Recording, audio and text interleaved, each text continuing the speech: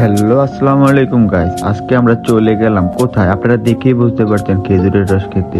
আমাদের সাথে থাকুন, ব্লগটা এনজয় করুন। কিভাবে আপনারাও চাইলে খেজুরের রস খেতে পারবেন সেটা আমার ভিডিওর শেষে বলে দেব। আর আমার সকল বন্ধুরা ও কাছের ছোট ভাইয়েরা বাইক নিয়ে চলে আসলো, একজনের পর একজন করে এক একজনের গেট আপ দিয়ে এন্ট্রি মারলো আর কি কম আমনে করে। আমি চলে এসেছি, আমার লগে লগে তারাও আইতেছে, তুষারও চলে গেল। বাট আমরা কাছের জিনিস মর্ম দিতে জানি না। বাট আমরা ইলেকট্রিক পাম্প থেকে তেল নিয়ে নিই, তেল নিছি আমরা কুটুমপুর থেকে গিয়ে তেল আনি। আমাকে দশটা এরকম বাড়ির পাশে তেল পাম্প আছে, তেল নই না, কিন্তু কুটুমপুর থেকে তেল নই। বলতে বলতে চলে আসলাম রাস্তা। আরে ভাই, এত পরিমাণ কুয়াশা, কুয়াশার চাদরে ঢাকা রাস্তা, অনেক সুন্দরী মুহূর্ত গুলা ভাই ভোলার মতো না, কি বলবো। যদি কখনো না আসেন তাহলে বিশ্বাস করতে পারবেন না। আর ভাই আগেই সরি বলে নেই, কারণ আমরা হেলমেট কেউই পরি নেই।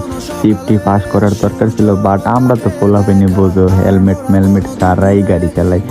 আর কি বলবো, এই রাস্তায় এমন পরিমাণে ভাঙা ভাই, হাত মাত ব্যথ হয়ে গেছে গা। ঠান্ডায় তো হাত পা কাঁপছে, বাট হাত পাও ব্যথা হয়ে গেছে।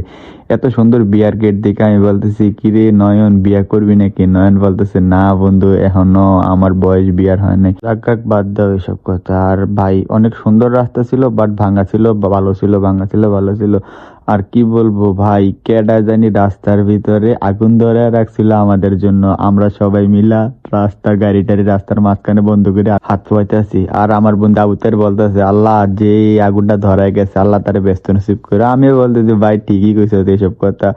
অনেক ঠান্ডা ছিল ভাই, আগুনটা হাতে লাগুনে খুব ভালো লাগছে, এটা বলার বাইরে। আবার জায়গা আমরা আবার রওনা দিচ্ছি। গন্তব্য হলো খেজুরের রস। জায়গাটা কেউ যদি না জানেন তাহলে কমেন্ট করবেন। আর আমি বলতেছি, চান্দিনা থানা, রসুলপুর, লোনা জায়গাটার নাম। আপনারা চাইলে যাইতে পারেন, গিয়ে আর খেজুরের রস একদম গাছেতে নামায় খাইতে পারেন। আর দাদা ভাই গাছে উঠতেছে আমাদের জন্য রস নামাইতেছে। নামানো দেখে আমার জিভটাতে পানি চলে আসছে ভাই, কি বলবো, এত পরিমাণে মিষ্টি ছিল রসগুলো না, যারা না খাইবো তারা বলতে পারতো না। দাদারে বলতেছি, দাদা আমাদেরকে দিবেন নি?